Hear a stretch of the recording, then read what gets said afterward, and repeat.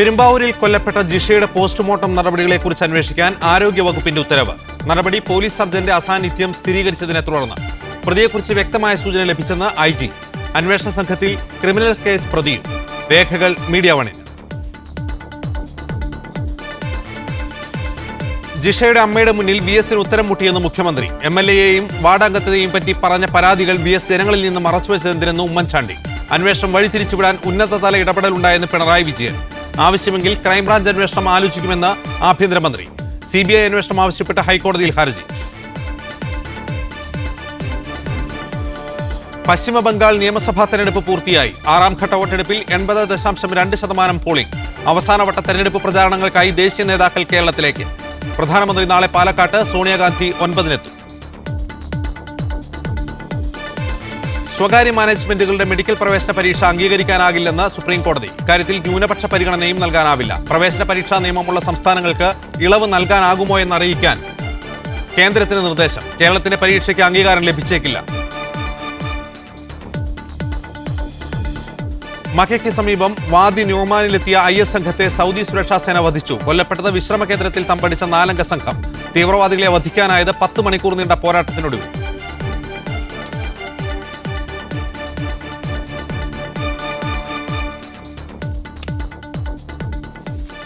കൊല്ലപ്പെട്ട ജിഷയുടെ പോസ്റ്റ്മോർട്ടം നടപടിയെക്കുറിച്ച് വിശദമായ അന്വേഷണം നടത്താൻ ആരോഗ്യവകുപ്പ് ഉത്തരവിട്ടു. ഡെപ്യൂട്ടി പോലീസ് സർജന്റെ മുഴുവൻ സമയ സാന്നിധ്യം ഉണ്ടായില്ലെന്ന പ്രിൻസിപ്പാലിന്റെ റിപ്പോർട്ടിനെ തുടർന്നാണ് നടപടി. പോസ്റ്റ്മോർട്ടം റിപ്പോർട്ടിലെ കൂടുതൽ വിവരങ്ങൾ പുറത്തുവന്നു. പീഡനത്തിനു പുറമെ ആയുധങ്ങൾ കൊണ്ട് ജിഷയുടെ ശരീരത്തിന്റെ വിവിധ ഭാഗങ്ങളിൽ മുറിവേൽപ്പിച്ച പാടുകളുണ്ട്. ഇത്തരത്തിൽ ചെറുതും വലുതുമായ 38 മുറിവുകൾ കണ്ടെത്തി. ഇതിൽ പല മുറിവുകളും മാരകമാണ്. ശ്വാസം മുട്ടിച്ചതും കഴുത്ത് ഞെരിച്ചതുമാണ് മരണത്തിലേക്ക് നയിച്ചതെന്നും റിപ്പോർട്ടിൽ പറയുന്നു. ആയുധം കൊണ്ടാണ് പ്രതി അക്രമം നടത്തിയത്. ജിഷയുടെ ശരീരത്തിന്റെ പുറത്ത് കടിയേറ്റ നിരവധി പാടുകളുണ്ട്. ഉച്ചകഴിഞ്ഞ് 3-നും 5-നും ഇടയ്ക്കാണ് മരണം സംഭവിച്ചതെന്നും പോസ്റ്റ്മോർട്ടം റിപ്പോർട്ടിൽ പറയുന്നു. അതിനിടെ ജിഷയുടെ പോസ്റ്റ്മോർട്ടം നടത്തിയത് PG വിദ്യാർത്ഥിയാണെന്നും ഡെപ്യൂട്ടി പോലീസ് സർജന്റെ മുഴുവൻ സമയ സാന്നിധ്യം ഉണ്ടായില്ലെന്നും പ്രിൻസിപ്പൽ റിപ്പോർട്ട് നൽകി. ഇതേക്കുറിച്ച് വിശദമായ അന്വേഷണത്തിന് ആരോഗ്യവകുപ്പ് ഉത്തരവിട്ടു. ആരോഗ്യ വിദ്യാഭ്യാസ ഉപഡയറക്ടർ ആലപ്പുഴ മെഡിക്കൽ കോളേജിൽ നേരിട്ടെത്തി റിപ്പോർട്ട് തയ്യാറാക്കണമെന്നാണ് ആരോഗ്യ സെക്രട്ടറിയുടെ ഉത്തരവ്. അന്വേഷണത്തിന്റെ ഭാഗമായി കുറുപ്പുംപടി CIയുടെ നേതൃത്വത്തിലുള്ള സംഘവും ആലപ്പുഴ മെഡിക്കൽ കോളേജിലെത്തി ഡോക്ടർമാരുമായി ആശയവിനിമയം നടത്തി. മീഡിയ 1 ആലപ്പുഴ. പെരുമ്പാവൂരിൽ നിയമവിദ്യാർത്ഥിയായ ജിഷയുടെ കൊലപാതകം സംബന്ധിച്ച പോലീസ് അന്വേഷണത്തിൽ വീഴ്ച സംഭവിച്ചിട്ടില്ലെന്ന് ആഭ്യന്തരമന്ത്രി രമേശ് ചെന്നിത്തല. ലോക്കൽ പോലീസിന്റെ അന്വേഷണം ഫലപ്രദമായില്ലെങ്കിൽ മാത്രമേ ക്രൈംബ്രാഞ്ചിനെ ഏൽപ്പിക്കാനാവൂ എന്നും രമേശ് ചെന്നിത്തല പറഞ്ഞു. ഇതിനിടെ ജിഷയുടെ അമ്മയെ പെരുമ്പാവൂരിൽ സന്ദർശിച്ച കേന്ദ്ര സാമൂഹ്യനീതി വകുപ്പ് മന്ത്രി തോർചന്ദ് ഗെഹ്ലോട്ട് അന്വേഷണ പുരോഗതി വിലയിരുത്തി.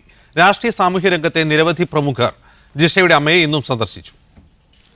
ജിഷയുടെ മരണത്തെ തുടർന്നുണ്ടായ വിവാദങ്ങൾക്കും അമ്മയെ കാണാനുള്ള പ്രമുഖരുടെ സന്ദർശനങ്ങൾക്കും ഇന്നും കുറവുണ്ടായില്ല. പെരുമ്പാവൂരിൽ ജിഷയുടെ അമ്മ രാജേശ്വരിയെ സന്ദർശിച്ച കേന്ദ്രമന്ത്രി തോർചന്ദ് ഗെഹ്ലോട്ട് സംസ്ഥാന സർക്കാർ സ്വീകരിച്ച നടപടികൾ വിലയിരുത്തി. ജില്ലാ collector Rajamanickam, rural SP Yathish Chandra എന്നിവരെ കേന്ദ്രമന്ത്രി വിളിച്ചുവരുത്തി. വിവരങ്ങൾ രാജ്യസഭയെ അറിയിക്കുമെന്ന് മന്ത്രി അറിയിച്ചു. പോലീസ് അന്വേഷണം ശരിയായ ദിശയിൽ തന്നെയാണെന്ന് ആഭ്യന്തരമന്ത്രി രമേശ് ചെന്നിത്തല പറഞ്ഞു. പോലീസിന്റെ ഒരു അന്വേഷണ രീതി ഒരു ഘട്ടം വന്നു കഴിഞ്ഞിട്ട് അവർക്ക് കഴിയുന്നില്ല എന്നുള്ള ഘട്ടം വന്നാലേ നമ്മൾ കൊടുക്കുകയുള്ളൂ ക്രൈംബ്രാഞ്ചിന്. ക്രൈംബ്രാഞ്ച് കൊടുത്താൽ സമയമെടുക്കും, സമയം ധാരാളം എടുക്കും. കാരണം വളരെ കൂടുതൽ നടപടികൾ അവരെടുത്ത് ടൈം എടുക്കും. അപ്പം ലോക്കൽ പോലീസിൻ്റെ അന്വേഷണം ഒരു ഘട്ടത്തിലെത്തിയതിന് ശേഷം ക്രൈംബ്രാഞ്ചിന് വിടുന്നതിന് നമുക്ക് എതിർപ്പില്ല. ജിഷയ്ക്ക് നീതി ലഭിക്കണമെന്ന് പട്ടികജാതി കമ്മീഷൻ ചെയർമാൻ PL പുനിയയും അന്വേഷണം തൃപ്തികരമല്ലെന്ന് ദേശീയ വനിതാ കമ്മീഷൻ അധ്യക്ഷ ലളിതാകുമാരമംഗലവും അഭിപ്രായപ്പെട്ടു. UDF convener PP Thankachan, CPI നേതാവ് പന്ന്യൻ രവീന്ദ്രൻ, BJP നേതാവ് V മുരളീധരൻ എന്നിവരും പെൺകുട്ടിയുടെ അമ്മ രാജേശ്വരിയെ സന്ദർശിച്ചു. സന്ദർശകരുടെ എണ്ണം കൂടിയതോടെ ആശുപത്രിയിൽ നിയന്ത്രണം ഏർപ്പെടുത്തി. Because any mother who sees her daughter in that state will take a significant amount of time to recover. Now, while I appreciate the proactivism of the press, I must request you all also to, show some, for want of a better word, charity towards the poor woman. ജിഷയുടെ കുടുംബത്തിന് സഹായനിധി ശേഖരിക്കാനായി ജില്ലാ collector രാജമാണിക്യത്തിന്റെ മേൽനോട്ടത്തിൽ bank account തുറന്നു. Media 1 Kochi. അന്വേഷണത്തിന്റെ കൂടുതൽ വിവരങ്ങളുമായി ഞങ്ങളുടെ പ്രതിനിധി സനൂപ് ശശിധരനുണ്ട് പെരുമ്പാവൂരിൽ നിന്ന്. സനൂപ്, എന്താണ് അന്വേഷണത്തിന്റെ ഇപ്പോഴത്തെ സ്ഥിതി? പോലീസ് എത്രമാത്രം ശുഭപ്രതീക്ഷയിലാണ് പ്രതികളെ പിടികൂടാനാവുന്ന കാര്യത്തിൽ? അജിംസ്, കൊലപാതകം കഴിഞ്ഞ് ഒരാഴ്ച പിന്നീട് 8 ദിവസം പിന്നിട്ടെങ്കിലും പ്രതി ആരാണെന്ന് കണ്ടെത്താൻ പോലീസിനായിട്ടില്ല. പോലീസ് ഇപ്പോഴും ഇരുട്ടിൽ തപ്പുകയാണ് ഇക്കാര്യത്തിൽ എന്ന കാര്യം തന്നെ കൃത്യമായി തന്നെ നമുക്ക് പറയാൻ സാധിക്കും. കാരണം തുടക്കം മുതൽ തന്നെ വലിയ അനാസ്ഥ പോലീസിന്റെ ഭാഗത്തുണ്ടായത് നേരത്തെ തന്നെ നമ്മളെല്ലാം റിപ്പോർട്ട് ചെയ്തതാണ്. ഇപ്പോൾ 3 പ്രതികൾ പോലീസിന്റെ കസ്റ്റഡിയിൽ ഉണ്ട് എന്നാണ് നമുക്ക് ലഭിക്കുന്ന വിവരം. ഇതിൽ 2 പേർ അന്യസംസ്ഥാന തൊഴിലാളികളാണ്. ജിഷയുടെ വീട് നിർമ്മാണവുമായി ബന്ധപ്പെട്ട് വന്ന 2 തൊഴിലാളികളും ഒപ്പം കണ്ണൂരിൽ നിന്ന് പോലീസ് പിടിച്ചുകൊണ്ടുവന്ന ഇതുമായി ബന്ധപ്പെട്ട ഒരു അയൽക്കാരനെ പിടിച്ചുകൊണ്ടുവന്നിരുന്നു. ആദ്യത്തെ അടക്കം 3 പേരാണ് ഇപ്പോൾ പോലീസിന്റെ കസ്റ്റഡിയിൽ ഉള്ളത്. ഇതിൽ ആരാണ് പ്രതി എന്ന കാര്യത്തിലേക്ക് ഇപ്പോഴും പോലീസിന് എത്തിച്ചേരാൻ സാധിച്ചിട്ടില്ല. ഇന്ന് SP പറഞ്ഞത് ഇതിൽ വൈകുന്നേരത്തോടു കൂടി ഇതിൽ ഒരു തീരുമാനത്തിലെത്താൻ സാധിക്കും എന്ന ശുഭപ്രതീക്ഷയിലാണ് എന്നാണ് അറിയിച്ചിരുന്നത്. പക്ഷേ ഇന്ന് പ്രതിയെ കണ്ടെത്താൻ ആയിട്ടില്ല. മുഖ്യമായും ഇപ്പോൾ 2 അന്യസംസ്ഥാന തൊഴിലാളികളുണ്ട്. ഇവരെ ജിഷയുടെ അമ്മ രാജേശ്വരിയുടെ അടുത്ത് പുലർച്ചെ കൊണ്ടുവന്ന് തെളിവെടുപ്പ് നടത്തുകയും ചെയ്തിരുന്നു. ഇവർ തന്നെയാണോ അവിടെ ജോലിക്ക് വന്നിരുന്നത് എന്ന കാര്യം കണ്ടെത്താനായിട്ട് അവരാണോ ഇപ്പോഴും ചോദ്യം ചെയ്യൽ തുടരുകയാണ്. പക്ഷേ ഇപ്പോഴും അതിലൊരു വ്യക്തത വന്നിട്ടില്ല. ഇന്ന് പുതുതായി രൂപീകരിച്ച അന്വേഷണ സംഘം ജിഷയുടെ വീട്ടിൽ വന്ന് പരിശോധനകൾ നടത്തിയിട്ടുണ്ട്.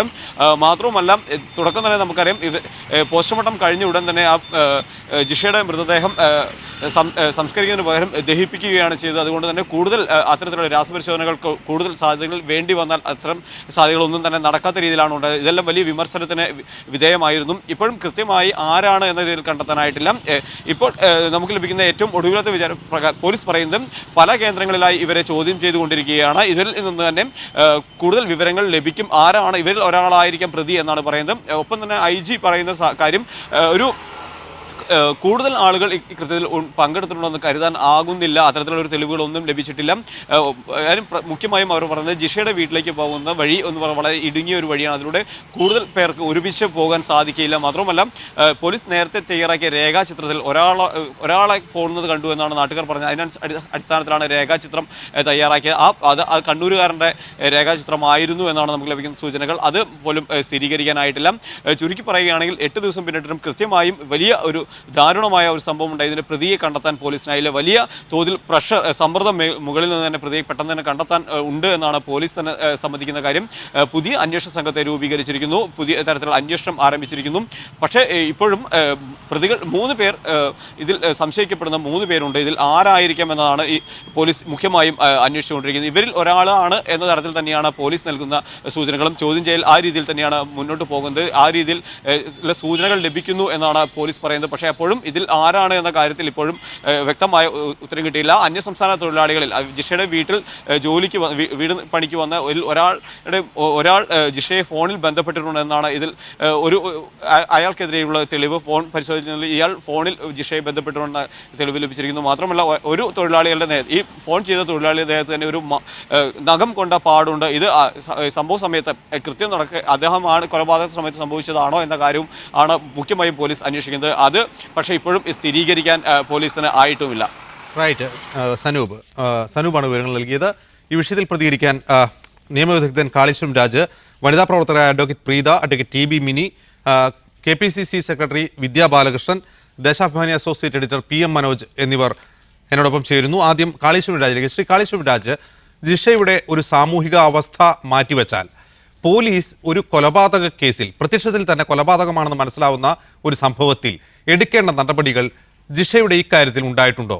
എന്തെല്ലാം വീഴ്ചകളാണ് പ്രത്യക്ഷത്തിൽ പോലീസിന് സംഭവിച്ചിട്ടുള്ളത്? പ്രാഥമികമായി ലോക്കൽ പോലീസിന് സംഭവിച്ച ഈ വീഴ്ചകൾ തന്നെയല്ലേ ഇപ്പോൾ പ്രത്യേക അന്വേഷണ സംഘത്തിന് പോലും ഇരുട്ടിൽ തപ്പുന്ന ഒരു അവസ്ഥയിൽ കൊണ്ടെത്തിച്ചത്?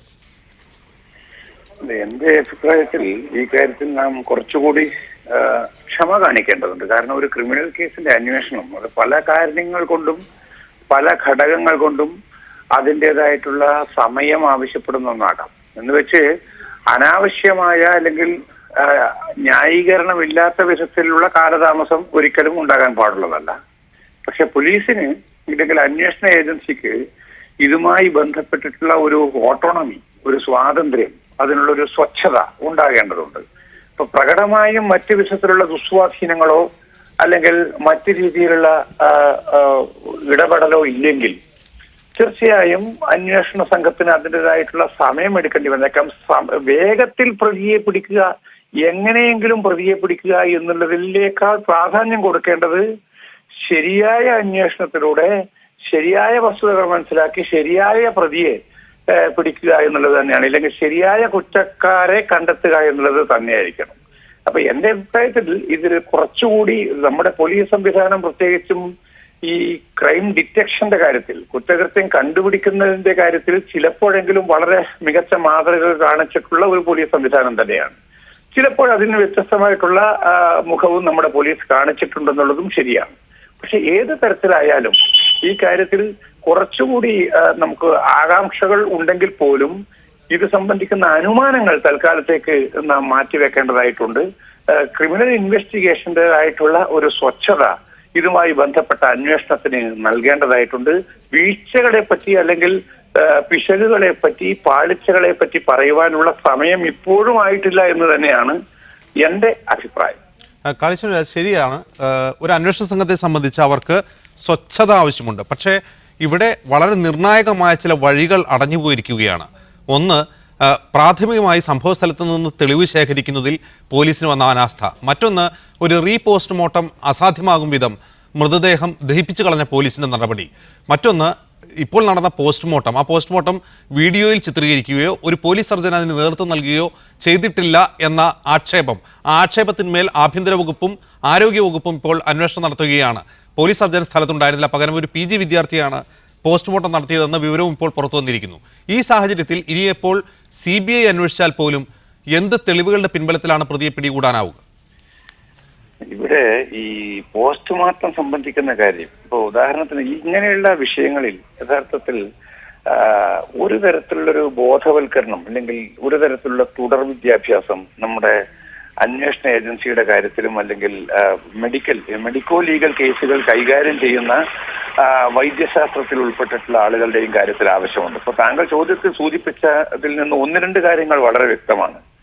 അപ്പൊ ഒന്നാമതായി ആർക്കൊക്കെയാണ് ഒരു പ്രത്യേക കേസ്, പ്രത്യേകിച്ചും ഇത്രയും സമൂഹ മനസാക്ഷിയെ നടുക്കിയ ഒരു കേസിൽ, സാധാരണ ഏത് കൊലപാതക കേസും വളരെ നിഷ്ഠുരമായിട്ടുള്ള കുറ്റകൃത്യം തന്നെയാണ്. അപ്പോൾ പോസ്റ്റ്മോർട്ടം പോലെ ഗൗരവപ്പെട്ട കാര്യങ്ങളിൽ ആർക്കാണ് യോഗ്യതയുള്ളത്, ആർക്കാണ് യോഗ്യതയില്ലാത്തത് തുടങ്ങിയ കാര്യങ്ങളെ പറ്റിയിട്ട് ശരിയായിട്ടുള്ള ഒരു ബോധം ഇല്ലാത്തൊരവസ്ഥയുടെ പ്രശ്നമുണ്ട്. അതുപോലെ തന്നെ താങ്കൾ ചോദ്യത്തിൽ ശരിയായി സൂചിപ്പിച്ചതുപോലെ ഇത്തരത്തിലുള്ള ഒരു ഹീനമായിട്ടുള്ള കുറ്റകൃത്യം നടന്നു കഴിഞ്ഞാൽ ഉടനെ അത് ഉള്ള തെളിവുകൾ, സമ്പാദിക്കപ്പെട്ട തെളിവുകൾ പരിരക്ഷിച്ചു നിൽക്കുക എന്നുള്ളത് യഥാർത്ഥത്തിൽ ശരിയായ അന്വേഷണത്തിന്റെ ഭാഗമായി നാം ചെയ്യേണ്ട ഒരു കാര്യം തന്നെയാണ്. ആ കാര്യത്തിൽ ഞാൻ താങ്കളോട് പൂർണ്ണമായും യോജിക്കുന്നു. തെളിവുകളെ സംരക്ഷിച്ചു നിർത്തുന്നതിൽ, അതിന്റെ സാഹചര്യത്തിൽ, അതിന്റെ ടോട്ടാലിറ്റിയിൽ തെളിവുകളെ പരിരക്ഷിച്ചു നിർത്തുന്നതിന്റെ കാര്യത്തിൽ വീഴ്ചകൾ സംഭവിച്ചിട്ടുണ്ട്. പക്ഷെ ആ വീഴ്ചകൾ ബോധപൂർവമല്ലെങ്കിൽ തീർച്ചയായിട്ടും അവയെ മറികടക്കാനുള്ള അന്വേഷണത്തിന്റെ മറ്റു വഴികൾ തേടേണ്ടതുണ്ട്. ബോധപൂർവം എന്തെങ്കിലും വീഴ്ചകൾ സംഭവിച്ചിട്ടുണ്ടെങ്കിൽ തീർച്ചയായും അത് ശക്തമായ നടപടിക്ക് വിധേയമാക്കേണ്ടതുമാണ്. പക്ഷെ ഇത് ഒക്കെ ആണെങ്കിൽ പോലും ഇപ്പോഴും ശരിയായ ഒരു അന്വേഷണത്തിന്റെ വഴി പൂർണ്ണമായും അടഞ്ഞു എന്നുള്ള രീതിയിലുള്ള ദോഷൈക ദൃഷ്ടി എന്നെ സംബന്ധിച്ചിടത്തോളം ഇല്ല. മാധ്യമങ്ങളുടെയും സമൂഹത്തിന്റെയും പൗരാവകാശ പ്രവർത്തകരുടെയും ഒക്കെ ജാഗ്രത ഈ കാര്യത്തിൽ ആവശ്യമാണ്. പക്ഷെ അതൊരു തെറ്റായ അനുമാനങ്ങളിലേക്ക് ആ കാര്യങ്ങൾ പോകാതിരിക്കാനുള്ള ഒരു പക്വതയും അല്ലെങ്കിൽ ഒരു സന്തുലിത രീതിയും നാം അവലംബിക്കേണ്ടതുണ്ട് എന്നാണ് എൻ്റെ അഭിപ്രായം. റൈറ്റ്. ദയവായി താങ്കൾ തുടരുമെന്ന് പ്രതീക്ഷിക്കുന്നു. PM മനോജ്, അത്രമാത്രം നമ്മൾ നെഗറ്റീവായി ചിന്തിക്കേണ്ടതില്ല എങ്കിൽ പോലും ഇപ്പോൾ അന്വേഷണത്തിൻ്റെ ഒരു രീതി പരിശോധിക്കുമ്പോൾ പോലീസിൻ്റെ ഭാഗത്തു നിന്നുണ്ടാകുന്ന പ്രതികരണങ്ങൾ നമുക്കറിയാം. ലോക്കൽ പോലീസ് ഈ സംഭവം നടന്ന അന്ന് തന്നെ വിവരം അറിഞ്ഞതാണ്. അവർ സംഭവസ്ഥലത്ത് എത്തുന്നത് 2 മണിക്കൂറിന് ശേഷം. ഈ 2 മണിക്കൂറിന് ശേഷം സംഭവസ്ഥലത്ത് എത്തിയിട്ടും ആ സംഭവസ്ഥലം ഒരു സുരക്ഷിത കവചം ഒരുക്കി സംരക്ഷിക്കാനോ അവിടെ കുറഞ്ഞ പക്ഷം വെളിച്ചം ഏർപ്പാടാക്കാൻ പോലും ലോക്കൽ പോലീസിന് കഴിഞ്ഞില്ല. പിറ്റേന്ന് ഇൻക്വസ്റ്റ് തയ്യാറാക്കുമ്പോൾ, മഹസർ തയ്യാറാക്കുമ്പോൾ റവന്യൂ ഉദ്യോഗസ്ഥർ, RDO പോലുള്ള റവന്യൂ ഉദ്യോഗസ്ഥർ സംഭവസ്ഥലത്തില്ല. ഇതെല്ലാം സൂചിപ്പിക്കുന്നത് എന്താണ്? കേവലമായ ബോധവൽക്കരണം കൊണ്ട് മറികടക്കാവുന്ന ഒരു വീഴ്ചയാണോ അത്? അതല്ല, മീഡിയ വൺ തന്നെ ഉന്നയിക്കുന്ന ഈ ചോദ്യം, പോലീസിന് ഈ വിഷയത്തിൽ നിക്ഷിപ്ത താല്പര്യങ്ങളുണ്ടായിരുന്നു എന്ന് സംശയിക്കാം. റൈറ്റ്. PM മനോജ്, താങ്കളുമായിട്ടുള്ള ഓഡിയോ ബന്ധത്തിൽ ചില തകരാറുണ്ട്. അഡ്വക്കേറ്റ് പ്രീതയിലേക്ക്. അഡ്വക്കേറ്റ് പ്രീത, ഇക്കാര്യത്തിൽ സാമൂഹ്യമായ വിവേചനങ്ങൾ നേരിടുന്ന ഒരു വിഭാഗത്തിൽ നിന്നാണ് ജിഷ വരുന്നത്. ജിഷയുടെ മരണത്തെ തുടർന്ന് ലോക്കൽ പോലീസിൻ്റെ ഭാഗത്തു നിന്നുണ്ടായ ഈ മനോഭാവത്തിന് പിന്നിൽ അത് ജിഷ ഒരു ദളിത് പെൺകുട്ടിയാണ് എന്ന ഒരു അവഗണനാ മനോഭാവം മാത്രമാണോ, അതോ ഈ നടപടിക്രമങ്ങളിൽ സംഭവിച്ച വീഴ്ചകളിൽ പോലീസിന് താല്പര്യങ്ങളുണ്ടായിരുന്നു എന്ന് അനുമാനിക്കാം? തീർച്ചയായും അനുമാനിക്കാം. നിക്ഷിപ്ത താല്പര്യം മാത്രമല്ല, പോലീസ് കുറ്റകരമായ അനാസ്ഥ കാണിച്ചിട്ടുണ്ടെന്നും നമ്മൾക്ക് അനുമാനിക്കാം. അത് രണ്ട് തരത്തിലാണ്. ഒന്ന്, ജിഷയുടെ മരണത്തിന് മുൻപും ജിഷയുടെ മരണത്തിന് ശേഷവും പോലീസ് കുറ്റകരമായ അനാസ്ഥ കാണിച്ചിട്ടുണ്ട്. അത് ദരിദ്രയും ദളിതയുമായ ഒരു പെൺകുട്ടി ആയതുകൊണ്ട് മാത്രമാണ് പോലീസ് അനാസ്ഥ കാണിച്ചിരുന്നത്. മറ്റ് സമുദായത്തിൽപ്പെടുന്നതോ അല്ലെങ്കിൽ കുറച്ച് പണമുള്ളതോ ആയിരുന്നെങ്കിൽ പോലീസിൻ്റെ അന്വേഷണം ഈ തരത്തിലാകുമായിരുന്നില്ല. ഇപ്പം വളരെ വൈകാരിക അഡ്വക്കേറ്റ് കളീഷൻ രാജ് പറഞ്ഞതുപോലെ നമ്മൾ ആ ഒരു സ്വച്ഛത കൊടുക്കണം എന്ന് പറയുമ്പോൾ തന്നെ നമുക്ക് മനസ്സിലാകുന്നത് സീൻ ഓഫ് ഒക്കുറൻസ് ഗാർഡ് ചെയ്യാൻ അവിടെ സർവൈലൻസ് കൊടുക്കാൻ പോലീസിന് കഴിഞ്ഞിട്ടില്ല. വിവരം അറിഞ്ഞ് പോലീസ് എത്തുമ്പോഴേക്കും, പോലീസ് എത്താൻ വൈകി, എത്തുമ്പോഴേക്കും തന്നെ അവിടെ ആളുകൾ കയറിയിട്ട് സീൻ ഡിസ്റ്റർബ്ഡ് ആയിട്ടുണ്ട്.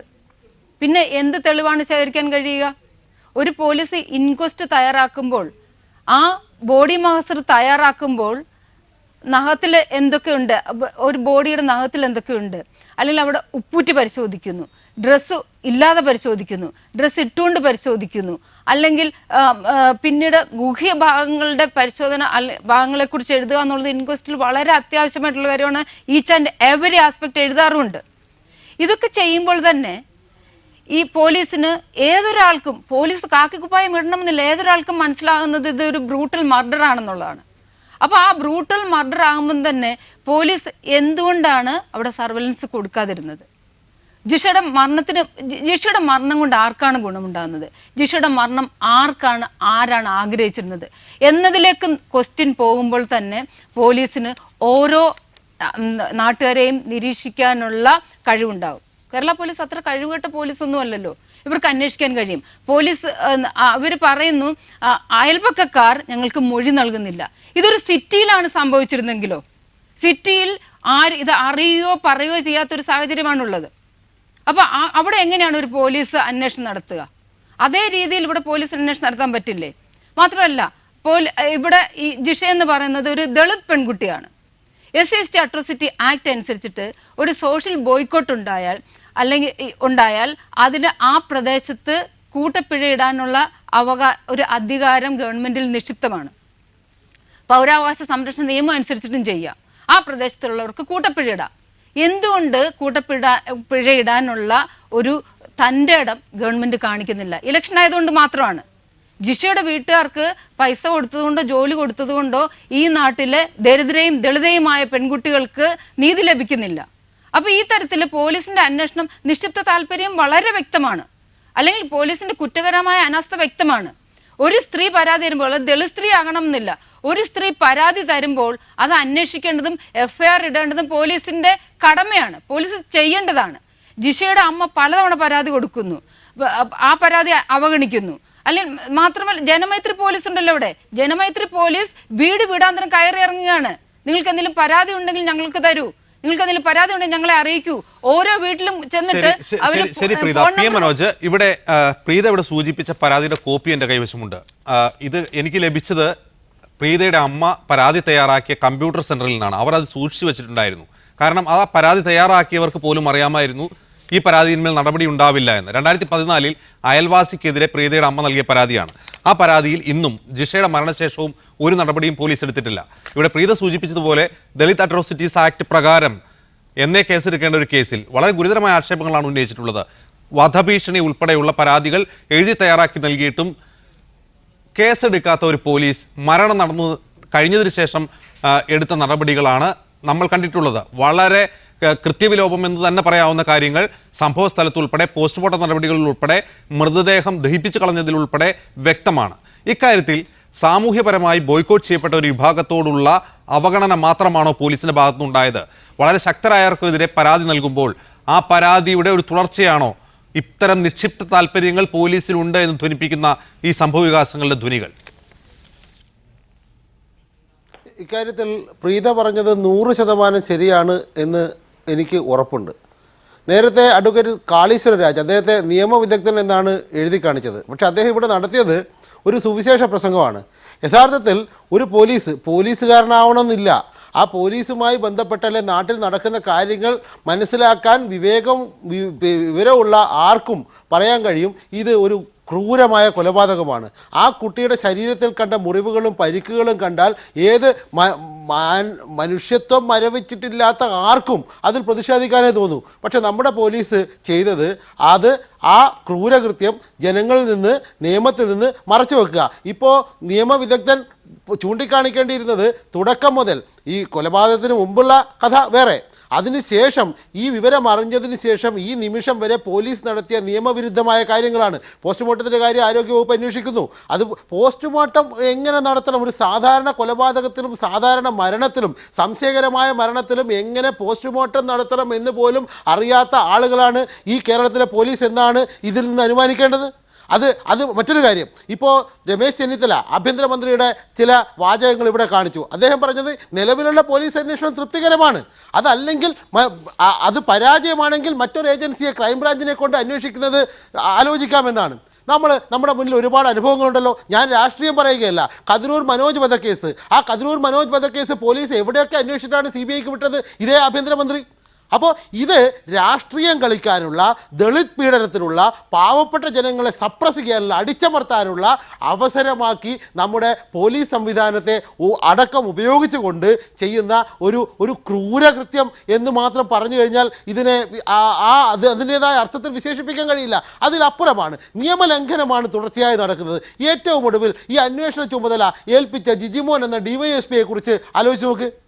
അപ്പോൾ പോലീസ് തലവൻ തന്നെ, പോലീസ് മന്ത്രി തന്നെ, മുഖ്യമന്ത്രി തന്നെ ഈ നിയമവിരുദ്ധമായ പ്രവർത്തനങ്ങൾക്ക് നേതൃത്വം നൽകുന്നു. ഇതിനെ തീർത്തും കക്ഷി രാഷ്ട്രീയത്തിൻ്റെ കണക്കിൽപ്പെടുത്തുകയല്ല, മറിച്ച് കേരളത്തിൽ ഇത്തരം ഒരു അവസ്ഥ നിലനിൽക്കുന്നുണ്ട്. കേരളത്തിൽ ഭവനരാഹിത്യമുണ്ട്.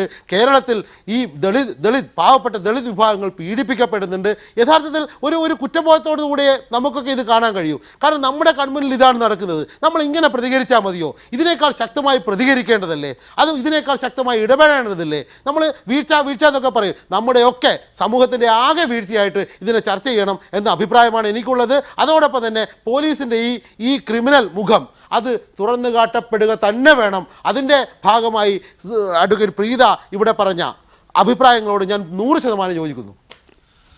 റൈറ്റ്. അഡ്വക്കേറ്റ് പ്രീത, ഒരു കാര്യം, ഇവിടെ ഒരു കൊലപാതകം നടന്നു. ആ കൊലപാതകം നടന്ന വിവരം മാധ്യമങ്ങൾ അന്ന് തന്നെ അറിഞ്ഞിട്ടുണ്ട്. അത് കേവലം ഒരു അസ്വാഭാവിക മരണമായിട്ടാണ് അന്ന് പല മാധ്യമങ്ങളും അവരുടെ പ്രാദേശിക എഡിഷനുകളിൽ, പ്രാദേശിക കോളങ്ങളിൽ അത് റിപ്പോർട്ട് ചെയ്തിട്ടുള്ളത്.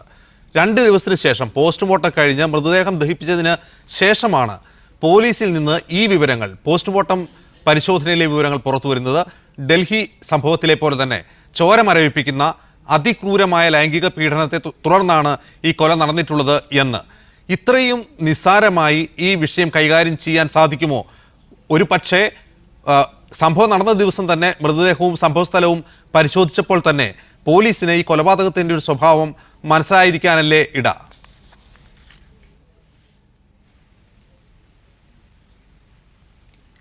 തീർച്ചയായിട്ടും ഒരു കുറ്റകൃത്യം തടയാമായിരുന്നിട്ടും അത് തടയാതിരുന്നത് കുറ്റകൃത്യം ചെയ്യുന്നതിന് തുല്യമാണ്. അപ്പോൾ ഇവിടെ ഒരു കുറ്റകൃത്യം ചെയ്യുന്നതിന് തുല്യമായിട്ട് കുറ്റകൃത്യം ചെയ്തിട്ടുള്ളത് നാട്ടുകാരും പോലീസും തന്നെയാണ്. ഇവർ 2 കൂട്ടരും ഒരുപോലെ പ്രതികളാക്കപ്പെടേണ്ടവരാണ്. ഇത് കേരള ചരിത്രം പരിശോധിച്ചാൽ ഇത് കേരളത്തിൽ നിർഭയയ്ക്ക് മുൻപും സൗമ്യയ്ക്ക് മുൻപും ഒക്കെ തന്നെ കേരള ചരിത്രത്തിൽ ഇതുപോലൊരു കൊലപാതകം നടന്നിട്ടുണ്ട്. 2005 അട്ടപ്പാടിയിൽ പാടവയലൂരിലെ മരുതി എന്ന സ്ത്രീ, അന്ന് 140 മുറിവുകളായിരുന്നു മരുതിയുടെ ശരീരത്തിലുണ്ടായിരുന്നത്. മരുതിയുടെ ജനനേന്ദ്രിയത്തിൽ മരക്കൊമ്പ് കയറ്റി വെച്ചിരുന്നു. അപ്പോൾ ഈ ചരിത്രങ്ങളൊക്കെ നോക്കുമ്പോൾ ഈ കേരളത്തിൽ അല്ലെങ്കിൽ ഇന്ത്യയിൽ ദരിദ്രയും ദളിതയുമായ സ്ത്രീകൾക്ക്, ആദിവാസി സ്ത്രീകൾക്ക് അവർ പീഡിപ്പിക്കപ്പെടുമ്പോൾ ഒരു നിയമസഹായവും അല്ലെങ്കിൽ കൃത്യമായിട്ട് പ്രതികളെ അറസ്റ്റ് ചെയ്യുകയോ നിയമസഹായം ലഭിക്കുന്നില്ലെന്നുള്ളതാണ് ചരിത്രങ്ങൾ സൂചിപ്പിക്കുന്നത്. ഇത് കേരള ചരിത്രത്തിൽ രേഖപ്പെടുത്തേണ്ടത് തന്നെയാണ്. പക്ഷേ മരുതിയുടെ കേസിൽ നിന്നൊരു പ്രത്യേകത ഈ ജിഷയുടെ കേസിലുള്ളത്, ഒരു രാഷ്ട്രീയ ചൂടുള്ളത് കൊണ്ട് തന്നെ എല്ലാവരും ഇടപെടുന്നു, പ്രതിഷേധം ശക്തമാക്കുന്നു എന്നുള്ളതാണ് ഞാൻ കാണുന്നത്. ഇത്രയും വർഷത്തെ എൻ്റെ ഒരു ദളിത് ആക്ടിവിസത്തിൻ്റെ ഭാഗമായിട്ട് ഞാൻ കാണുന്നത് പ്രത്യേകത അതാണ്. എല്ലാവരും ഒരുമിച്ച് നിൽക്കുന്നു, ജിഷയ്ക്ക് വേണ്ടിയിട്ട് ഒരുമിച്ച് നിൽക്കുന്നു. അത് വളരെ നല്ലത് തന്നെയാണ്. പക്ഷെ ഇതിൽ സാമൂഹിക സാഹചര്യങ്ങളും മറക്കാൻ പാടില്ലാത്തതാണ്. ദളിതരുമായിട്ടുള്ള ധാരാളം സ്ത്രീകൾ ഇന്നും ആ ആലുവ പെരുമ്പാവൂർ ഭാഗത്ത് കനാൽ ബണ്ടിൽ ജീവിക്കുന്നുണ്ട്. അവർക്ക് കൊടുക്കാൻ കഴിയുന്ന സുരക്ഷിതത്വം. ഇതിൽ പോലീസ് ചെയ്തിരിക്കുന്ന കൃത്യമായ അനാസ്ഥയാണ്. ഞാൻ ആദ്യം തന്നെ പറഞ്ഞല്ലോ, പോലീസ് ചെയ്തിരിക്കുന്നത് ഈ മരണത്തിന് മുൻപ് കൊടുത്തിരിക്കുന്ന പരാതികളിൽ എന്തുകൊണ്ട് ആക്ഷൻ എടുത്തില്ല? 4 മുതൽ 6 വരെ പോലീസ് ഓഫീസർമാർ സ്റ്റേഷനിൽ ഇരിക്കുകയല്ല, SI സ്റ്റേഷനിൽ ഇരിക്കുകയല്ല വേണ്ടത്, അവർ പെട്രോളിംഗ് നടത്തണമെന്നുള്ള എക്സിക്യൂട്ടീവ് ഓർഡർ നിലനിൽക്കുന്നുണ്ട്.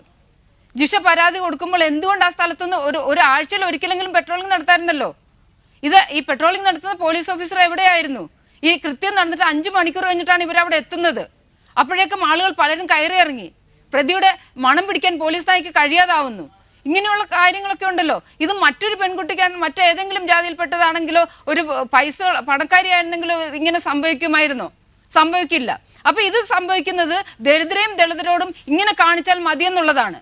ഇവർ കഴിഞ്ഞ 12 വർഷത്തെ ദളിത് പീഡനങ്ങളുടെ കണക്ക് നോക്കിയാൽ ഈ പോലീസിന്റെ അനാസ്ഥ കൊണ്ട് തന്നെ പല കേസുകളും വെറുതെ വിട്ടിട്ടുണ്ട്. ശരിയായ രീതിയിൽ FIR ഇടില്ല. പല കേസുകളും നിലമ്പൂർ ഒരു ആദിവാസി കോളനിയിൽ 2 സ്ത്രീകൾ ബലാത്സംഗത്തിനെതിരെ കുട്ടികൾ ഉണ്ടായിട്ട് പോലും ആ കേസ് വെറുതെ വിട്ടു. അപ്പൊ കേരള പോലീസിന് എല്ലാ കാലത്തും ദരിദ്രരോടും ദളിതരോടും കാണിച്ചിട്ടുള്ളത് ഇതേ രീതി തന്നെയാണ്. അന്വേഷണം ഇങ്ങനെ തന്നെയാണ് നടത്തിയിട്ടുള്ളത്. ഈ അന്വേഷണത്തിന് ഇത്തരത്തിലുള്ള പോലീസിന്റെ മനോഭാവത്തിന് മാറ്റം വരുത്താതെ ഇനിയും ജിഷമാർ ആവർത്തിച്ചുകൊണ്ടിരിക്കും എന്ന് തന്നെയാണ് എനിക്ക് പറയാനുള്ളത്. റൈറ്റ്, ഞാൻ അതിഥികളിലേക്ക് മടങ്ങിയെത്താം. ഒരു ചെറിയ ഇടവേള ആവശ്യമുണ്ട്. ഇടവേളയ്ക്ക് ശേഷം യൂത്ത് കോൺഗ്രസ് സെക്രട്ടറി വിദ്യാ ബാലകൃഷ്ണൻ കൂടി ഈ ചർച്ചയിൽ ചേരും. വളരെ പെട്ടെന്ന് മടങ്ങിയെത്താം.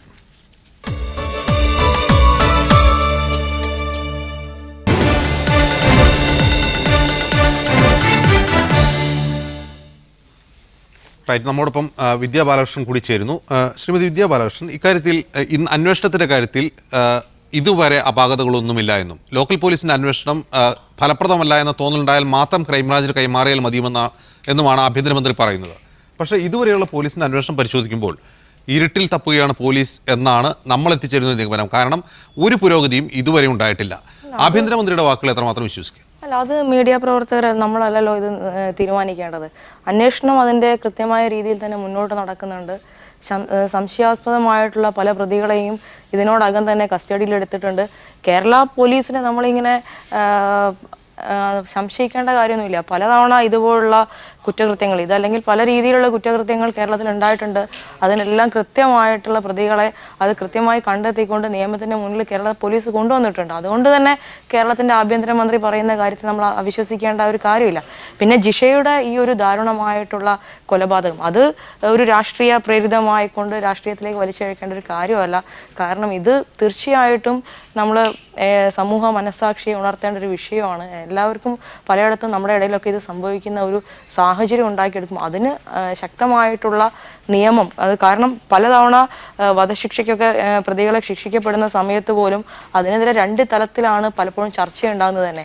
അപ്പോൾ ആ രീതിയിലല്ല, കൃത്യമായിട്ടുള്ള നിയമം ഇംപ്ലിമെൻറ്റ് ചെയ്തുകൊണ്ട് പരമാവധി ശിക്ഷ പ്രതികൾക്ക് വാങ്ങിക്കൊടുക്കുന്ന ഒരു സ്ഥിതിവിശേഷം ഉണ്ടായിട്ടുണ്ടെങ്കിൽ മാത്രമേ ഉള്ളൂ ഇത്തരം പ്രവർത്തനങ്ങളെ നമുക്ക് ശിക്ഷ വാങ്ങിക്കൊടുക്കാമായിരുന്നു വിദ്യ. പക്ഷേ ഒരു പ്രശ്നം ലോക്കൽ പോലീസിന്റെ അന്വേഷണത്തിൽ തുടക്കത്തിലുണ്ടായ ചില ഘട്ടങ്ങൾ ഞാൻ താങ്കളുടെ മുമ്പിൽ വിവരിക്കാം. ഈ സംഭവം ഉണ്ടായത് 3 മണിക്കും 5 മണിക്കും ഇടയ്ക്കാണെന്ന് ഫോറൻസിക് പരിശോധനയിൽ പോസ്റ്റ്മോർട്ടം റിപ്പോർട്ടിൽ തെളിഞ്ഞിട്ടുണ്ട്. 2 മണിക്കൂർ നാട്ടുകാർ വിവരം അറിഞ്ഞ് 2 മണിക്കൂറിന് ശേഷമാണ് പോലീസ് അവിടെ എത്തുന്നത്. പോലീസ് മൃതദേഹം ഇൻക്വസ്റ്റ് തയ്യാറാക്കുമ്പോൾ മഹസർ തയ്യാറാക്കുമ്പോൾ അവിടെ RDOയോ ഒരു വില്ലേജ് ഓഫീസർ പോലും ഉണ്ടായിരുന്നില്ല. 2, രാത്രി മുഴുവൻ ആ വീടും പരിസരവും ഇരുട്ടിലായിരുന്നു.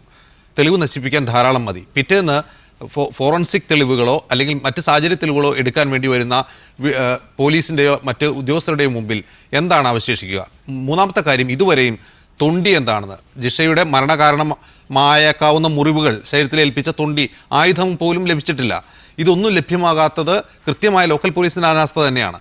ഈ തെളിവില്ലായ്മയിൽ നിന്നാണ് ഇപ്പോൾ അന്വേഷണ സംഘം അന്വേഷണം നടത്തുന്നത്. അല്ല, ഇതിൽ എന്താ വെച്ചിട്ടുണ്ടെങ്കിൽ ഇപ്പം മുമ്പും TP ചന്ദ്രശേഖരനെ പോലുള്ള ആളുകളുടെ കൊലപാതകം കേരളത്തിൽ ഉണ്ടായിട്ടുണ്ട്. അപ്പോൾ അതിൻ്റെ തൊണ്ടിയും മുതലും എല്ലാം കേരളത്തിലെ പോലീസ് അന്വേഷിച്ചു കൊണ്ട് തന്നെ കണ്ടെത്തിയിട്ടുള്ളത്. ഇവിടെ ആ ദിവസം തന്നെ സംഭവം അറിഞ്ഞിട്ട് പോലീസ് SP ഉൾപ്പെടെയുള്ള ആളുകളെ സ്ഥലത്ത് ക്യാമ്പ് ചെയ്തിട്ടുണ്ട്. ഇന്ന് കേരളത്തിൻ്റെ ആഭ്യന്തരമന്ത്രി പറഞ്ഞിട്ടുള്ളത് കൃത്യമായിട്ടുള്ള അന്വേഷണം ഈ വിഷയവുമായി ബന്ധപ്പെട്ട് കേരളത്തിൽ നടക്കും.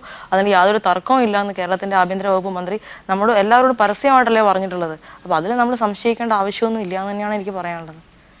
കുറഞ്ഞത് ഇപ്പോൾ അറിയാം, ഇപ്പോൾ ഈ വിഷയം ഇത്രയും സെൻസിറ്റീവ് ആവുള്ള വിഷയമാകാൻ കാരണം നിർഭയ സംഭവവുമായി ഇതിനോട് ബന്ധമുണ്ട്.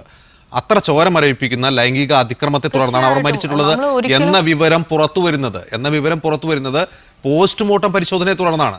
അതേ തുടർന്നുള്ള വിവരമാണ് പോലീസ് പിന്നീട് മാധ്യമങ്ങളുമായി പങ്കുവച്ചത്. അതായത് സംഭവം നടന്ന് 2 ദിവസത്തിന് ശേഷമാണ് ഇത് ഇത്ര ക്രൂരമായ ഒരു കൊലപാതകമാണെന്ന് പുറത്തറിയുന്നത്. ഇത് സംഭവിക്കുമായിരുന്നോ മറ്റൊരു സംസ്ഥാനത്താണെങ്കിൽ പോലും? ഇതുപോലുള്ള വിഷയങ്ങൾ ഇതിലിപ്പോൾ നമുക്ക് ആദ്യം മനസ്സിലാക്കേണ്ടത് ഒരു ക്രൂരമായിട്ടുള്ള ബലാത്സംഗം തന്നെ അവിടെ നടന്നിട്ടുണ്ട്. ഇത് മനുഷ്യൻ്റെ ഒരു ആറ്റിറ്റ്യൂഡിൻ്റെ പ്രശ്നമാണ്, സ്ത്രീകളോടുള്ള ഒരു സമീപനത്തിൻ്റെ പ്രശ്നമാണ്. അത് ആദ്യം ഇതിപ്പോൾ നമുക്ക് ഇപ്പോൾ എവിടെ സംഭവിക്കുന്നു എന്ന് വേറെ സ്റ്റേറ്റിൽ ഇത് സംഭവിച്ചുകൂടായികയില്ല എന്നൊന്നും പറയാൻ പറ്റില്ല. എവിടെ വേണമെങ്കിലും ഇത് സംഭവിക്കാവുന്ന ഒരു കാര്യം തന്നെയാണ്.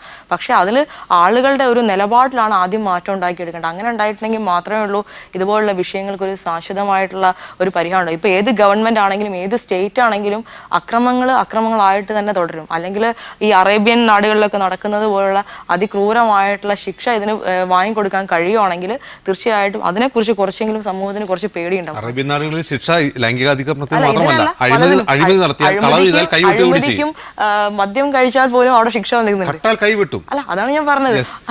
പി. എം. മനോജ്, ഇത് സമൂഹത്തിന്റെ ഒരു പൊതു മനസാക്ഷിയെ തുടർന്നുണ്ടായ ഒരു നിലപാട് പോലീസിനെ ബാധിച്ചതാണോ, അതോ പോലീസിന്റെ ഭാഗത്ത് കൃത്യമായ മുൻകൂട്ടി തയ്യാറാക്കിയ ഒരു നിശ്ചിത താല്പര്യപ്രകാരമുള്ള വീഴ്ച ഉണ്ടായിട്ടുണ്ടോ? അല്ല, ഏപ്രിൽ 28-നാണ് കൊലപാതകം നടക്കുന്നത്. നമ്മൾ അജിംസ് ഇപ്പോൾ പറഞ്ഞല്ലോ, അതിൻ്റെ ഫോറൻസിക് തെളിവെടുക്കാൻ ഫോറൻസിക് വിദഗ്ധർ അവിടെ എത്തുന്നത് മെയ് 2-ാം തീയതിയാണ്. അതായത് 4 ദിവസം അതിന് പോലും താമസം നേരിട്ടു. പിന്നെ നമ്മൾ ഏത് കൊലപാതകമോ ഏത് കുറ്റകൃത്യമോ നടന്നാൽ നമ്മൾ കാണുന്നൊരു കാര്യം, പോലീസ് ഇങ്ങനെ ഈ ഒരു റിബണെല്ലാം വെച്ച് ബന്ധിച്ച് മറ്റാരും അങ്ങോട്ട് കയറാൻ പാടില്ല എന്ന് പറയും. യഥാർത്ഥത്തിൽ ഇത്രയും ക്രൂരമായൊരു കൊലപാതകം നടന്ന ആ വീട് സീല് ചെയ്തതോ അല്ലെങ്കിൽ പോലീസ് ഏതെങ്കിലും തരത്തിൽ മറ്റാളുകൾ അവിടെ പ്രവേശിക്കുന്നത് തടഞ്ഞതോ ആയിട്ട് നമ്മൾ കണ്ടിട്ടുണ്ടോ? ഇല്ല. പോസ്റ്റ്മോർട്ടത്തിൻ്റെ കാര്യം അജിംസ് തന്നെ പലതവണ പറഞ്ഞു.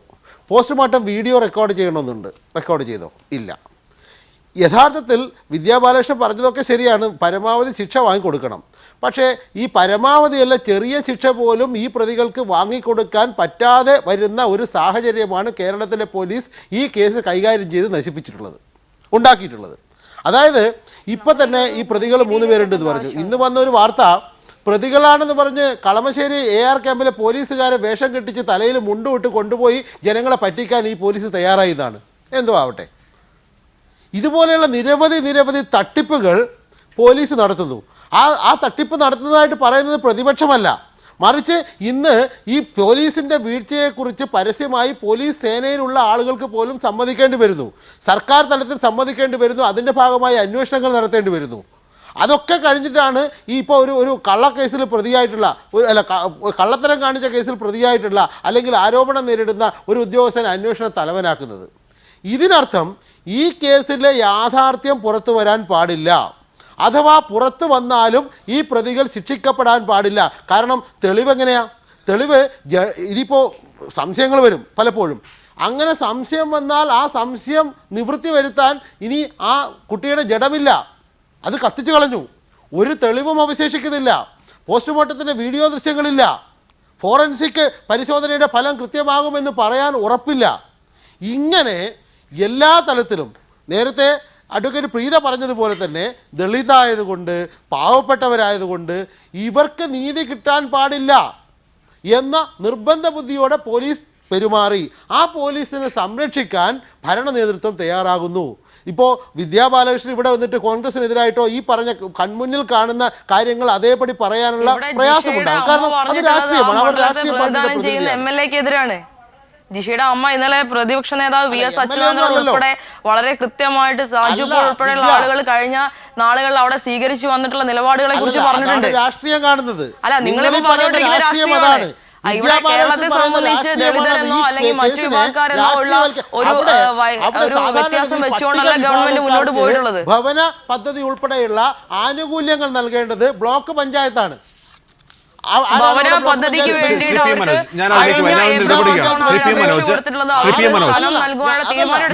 താങ്കളിലേക്ക് വരാം. ശ്രീ പി. എം. മനോജ്, ഇക്കാര്യത്തിൽ സാജു പോളിന്റെ ഒരു പ്രതികരണം മീഡിയ വണ്ണോട് തന്നെ ഉണ്ടായിരുന്നു, മറ്റു മാധ്യമങ്ങളോട് അദ്ദേഹം പ്രതികരിച്ചു. ഇപ്പോൾ പോലും ഈ ചർച്ചയിൽ പോലും അദ്ദേഹം പങ്കെടുക്കാൻ തയ്യാറാണ്, പക്ഷേ തെരഞ്ഞെടുപ്പ് പ്രചാരണത്തിലേക്ക് ശബ്ദം പോയതുകൊണ്ടാണ് അദ്ദേഹം എത്താത്തത്. പക്ഷേ പി. എം. മനോജിനോട് ഒരു കാര്യം, ഇത്തരമൊരു സംഭവം ഉണ്ടാകുമ്പോൾ പ്രത്യേകിച്ചും തെരഞ്ഞെടുപ്പ് കാലഘട്ടത്തിൽ ഒരു മരണം നടന്നാൽ പോലും ഒരു MLA, സിറ്റിംഗ് MLA, തെരഞ്ഞെടുപ്പിന് നേരിടുന്ന സിറ്റിംഗ് MLA ആ സംഭവ സ്ഥലത്ത് എത്തുകയും കാര്യങ്ങൾക്ക് നേതൃത്വം നൽകുകയും ചെയ്യാറുണ്ട്. ഇക്കാര്യത്തിൽ സാജു പോളിന്റെ ഭാഗത്ത് നിന്ന് കൃത്യമായൊരു ഇടപെടൽ തുടക്കം മുതൽ ഉണ്ടായിരുന്നുവെങ്കിൽ ഈ അനാസ്ഥ പോലീസിന്റെ ഭാഗത്തുനിന്ന് ഉണ്ടാവുമെന്ന് കരുതാം. അല്ല, സാജു പോൾ മാത്രമല്ല, സാജു പോൾ സഖാവ് VS-ൻ്റെ കൂടെയും അതുപോലെ സഖാവ് കോടിയേരിയുടെ കൂടെയും അതോടൊപ്പം ജയറാമിൻ്റെ ഒരു വിഷ്വൽ കണ്ടു. അവിടെയും എല്ലാ ഘട്ടത്തിലും സാജു പോളിൻ്റെ ചിത്രവും മുഖമൊക്കെ നമ്മൾ കാണുന്നുണ്ട്. അത് മീഡിയ വണ്ണിലൂടെ കണ്ടിട്ടുണ്ട്, അദ്ദേഹത്തിൻ്റെ അഭിമുഖങ്ങളിലൂടെ കണ്ടിട്ടുണ്ട്.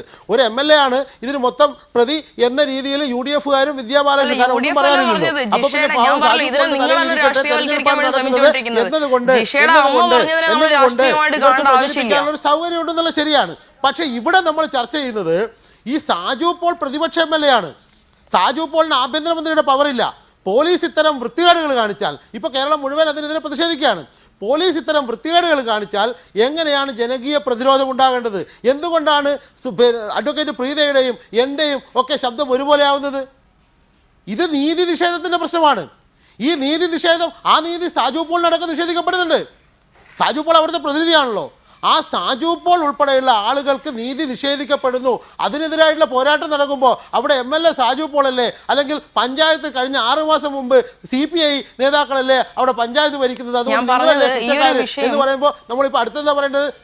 സ്ഥലം SI CPM, സ്ഥലം CI CPM, സ്ഥലം DSP CPM, അതുപോലെ തന്നെ പോലീസ് തലവൻ CPM ആയതുകൊണ്ടാണ് ഈ കുഴപ്പമുണ്ടെന്ന് ഇവർ നാളെ പറയില്ലേ? ഇത്തരം വാദങ്ങളല്ല വേണ്ടത്.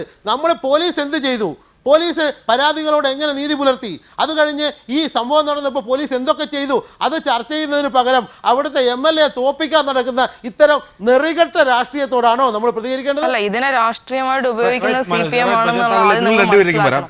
ശ്രീമതി പ്രീത, ഇക്കാര്യത്തിൽ പോലീസിനെ മാത്രം കുറ്റപ്പെടുത്തി, അതായത് പോലീസ് എന്നതൊരു ബ്യൂറോക്രാറ്റ് സംവിധാനമാണ്, അതിൻ്റെ സ്വഭാവം കൊളോണിയലാണ്, അതിന് ഇന്ത്യൻ സമൂഹത്തിൻ്റെ സ്വഭാവങ്ങളെല്ലാം അതിലടങ്ങിയിട്ടുണ്ട്, ജാതീയത ഉൾപ്പെടെ. ഇതൊക്കെ മാറ്റിവെച്ചാൽ ജിഷയുടെ സംഭവത്തിൽ സാജു പോൾ മാത്രമല്ല, ജനപ്രതിനിധികൾ, ഈവൻ വാർഡംഗം മുതൽ MLA MP വരെയുള്ളവരുടെ ഒരു ഇടപെടൽ തുടക്കം മുതൽ ഉണ്ടായിരുന്നുവെങ്കിൽ എന്നാഗ്രഹിക്കുകയാണ്.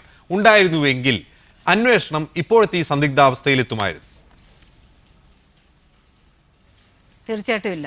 എനിക്ക് വിദ്യാബാലകൃഷ്ണനോട് എല്ലാ ബഹുമാനത്തോടും കൂടി തന്നെ പറയട്ടെ, ഇതിൽ രാഷ്ട്രീയം കലർത്തരുത്.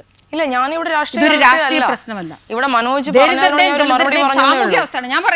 ഞാൻ പറയട്ടെ എന്നെ കൊണ്ട് പറയാൻ അനുവദിക്കൂ. ദളിതരുടെയും ദരിദ്രരുടെയും സാമൂഹ്യ അവസ്ഥയാണ്. ആഭ്യന്തരമന്ത്രി ഏതെങ്കിലും സ്ഥലത്ത് ആഭ്യന്തരമന്ത്രി പറയുവോ അന്വേഷണം നടക്കുന്നില്ല, ഞങ്ങൾ അന്വേഷണം നടത്തില്ല എന്ന്? ആഭ്യന്തരമന്ത്രി 7 സെന്റൻസ് മാത്രം കാണാതെ പിടിച്ചു പറയും അന്വേഷണം നടക്കുന്നു, അന്വേഷണം പുരോഗമിക്കുകയാണ്, പോലീസ് കാര്യക്ഷമമായി പ്രവർത്തിക്കുന്നു എന്നുള്ളത്. അത് മാത്രമേ ഈ ഇലക്ഷനുള്ള സമയത്ത് പോലും ആഭ്യന്തരമന്ത്രിക്ക് പറയാൻ പറ്റൂ.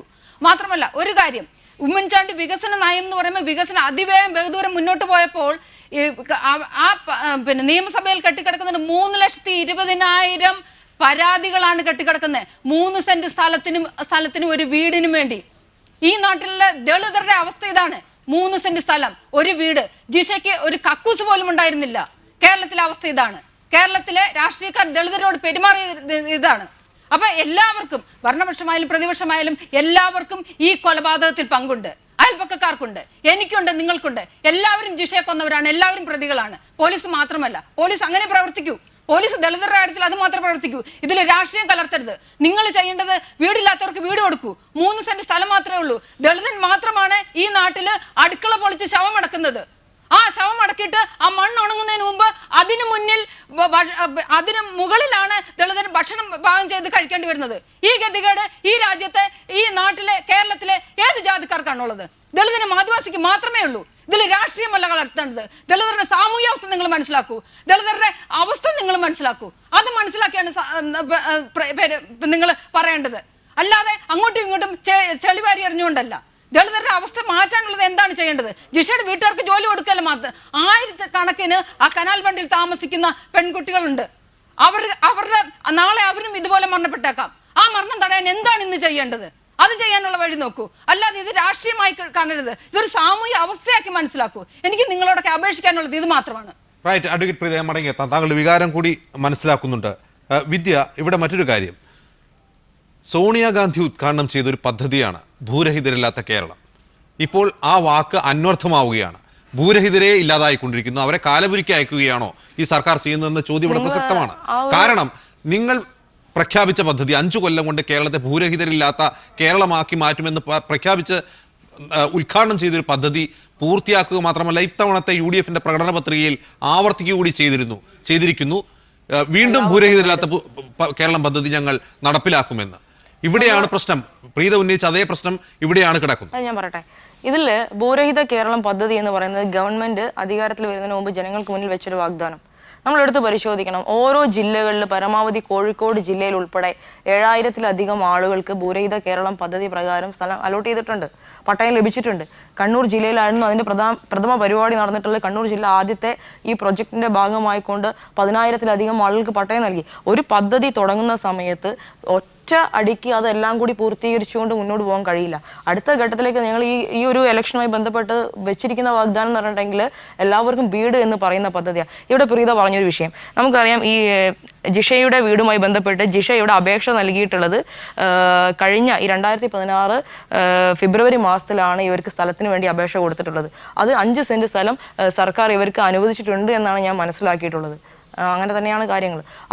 അതുമായി ബന്ധപ്പെട്ടുകൊണ്ട് നമുക്ക് ഇതിനു മുമ്പും ഈ ഒരു അപേക്ഷ മുന്നോട്ട് വെക്കാൻ കഴിഞ്ഞിട്ടുണ്ടെങ്കിൽ കൃത്യമായിട്ട് പട്ടികജാതി വകുപ്പിൽ നിന്ന് ഭൂമി വാങ്ങാൻ വേണ്ടിയുള്ള ധനസഹായം എല്ലാ ആൾക്കും, അത് രാഷ്ട്രീയ ഭേദമന്യേ പട്ടികജാതി വകുപ്പ് നൽകിയിട്ടുണ്ട്. അതിന് യാതൊരു രാഷ്ട്രീയമൊന്നുമില്ല. ദളിതർക്ക് കൊടുക്കാനുള്ള വീതം ഭൂമി വയ്ക്കാനുള്ളതാണെങ്കിൽ അതിന് വേണ്ടിയുള്ള വീതം നൽകിയിട്ടുണ്ട്. മുൻകാലങ്ങളിൽ അപേക്ഷിച്ച് അതിൻ്റെ തുക ഇരട്ടിപ്പിച്ച് നൽകിയിട്ടുണ്ട്. ഇപ്പോൾ അത് 6 ലക്ഷം രൂപയോളം വർദ്ധിപ്പിച്ചിട്ടുണ്ട്, 6 ലക്ഷം രൂപയാക്കി വർദ്ധിപ്പിച്ചിട്ടുണ്ട്. ആ രീതിയിൽ ഇടപെടൽ നടത്തുന്നുണ്ട്. അപ്പോൾ വയനാട് ജില്ലയിലും ഇടുക്കി ജില്ലയിലും ഒക്കെ ഈ ഭൂരഹിത കേരളം പദ്ധതി നടപ്പിലാക്കേണ്ട എല്ലാ ജില്ലകളിലും. പിന്നെ ഒരു പ്രോഗ്രാം തുടങ്ങിയിട്ട് നമുക്കറിയാം, ഇപ്പോൾ ഏത് ഗവൺമെന്റ് ആണെങ്കിലും മുൻകാലങ്ങളിലൊക്കെ ഗവൺമെന്റ് ഉണ്ടായിട്ടുണ്ട്.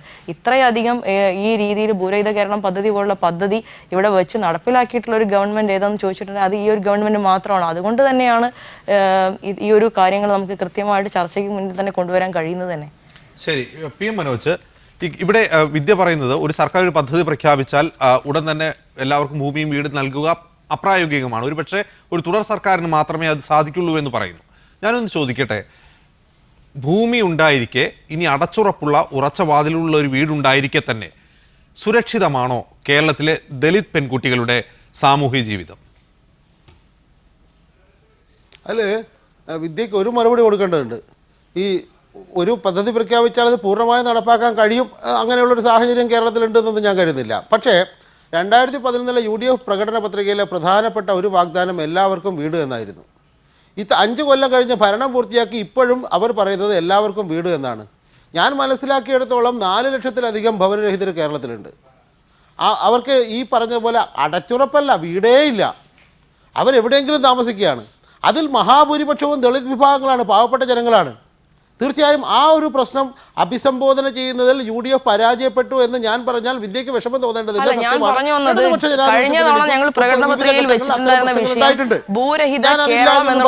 പക്ഷേ എല്ലാവർക്കും വീട് എന്നുള്ളത് ഇത്തവണത്തെ UDF 2016 ഇലക്ഷന് മുന്നോടിയായി വെച്ചിട്ടുള്ള പ്രകടന പത്രികയിലാണ് എല്ലാവർക്കും വീട് എന്നുള്ള പദ്ധതി വെച്ചിട്ടുള്ളത്. എപ്പോഴും ഇങ്ങനെ കയറി സംസാരിക്കുന്നത് ശരിയല്ല. അജിംസേ, മനോജ് പറയൂ. അവരോടൊന്നും മിണ്ടാതിരിക്കാൻ പറയും തൽക്കാലത്തേക്ക്. അവർക്ക് അവസരം കിട്ടുമ്പോൾ അവർ പറയട്ടെ, കുഴപ്പമില്ല, സ്ത്രീയല്ലേ, പരിഗണന കൊടുക്കണം. ഇവിടെയുള്ള വിഷയം ഈ 2-3 പ്രശ്നങ്ങൾ. ഒന്ന്, ദളിത് വിഭാഗങ്ങൾക്കെതിരായിട്ടുള്ള ആക്രമണം, അവർക്ക് അനുഭവിക്കേണ്ടി വരുന്ന മറ്റു പ്രശ്നങ്ങൾ, സാമൂഹികമായ അനീതി, ഈ പ്രശ്നങ്ങളൊക്കെ ഒരു ഭാഗത്തുണ്ട്. അതോടൊപ്പം തന്നെ സർക്കാരുകളുടെ പ്രവർത്തനം, പട്ടിക വിഭാഗത്തിൻ്റെ ക്ഷേമം, ആ ക്ഷേമം കഴിഞ്ഞ 5 വർഷം എത്രമാത്രം നടപ്പാക്കി? എന്തിന് പുതിയ മെഡിക്കൽ കോളേജ് ഉണ്ടാക്കാൻ എന്ന പേരിൽ പോലും പട്ടിക വിഭാഗങ്ങൾക്ക് നീക്കിവെച്ച തുക മാറ്റിവെച്ചു. എന്തുകൊണ്ട് പദ്ധതികൾ നടപ്പാകുന്നില്ല?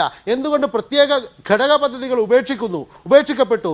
എന്തുകൊണ്ട് അധികാര വികേന്ദ്രീകരണം അട്ടിമറിച്ച് പാവപ്പെട്ട ദളിത് സ്ത്രീകൾ ഉൾപ്പെടെയുള്ള, ദളിത് മാത്രമല്ല എല്ലാ സ്ത്രീകൾക്കും നേട്ടമുണ്ടാക്കേണ്ടിയിരുന്ന കുടുംബശ്രീയെ പോലും തകർക്കാൻ ശ്രമിച്ചു? അതിനെന്തിന് ജനശ്രീ കൊണ്ടുവന്നു?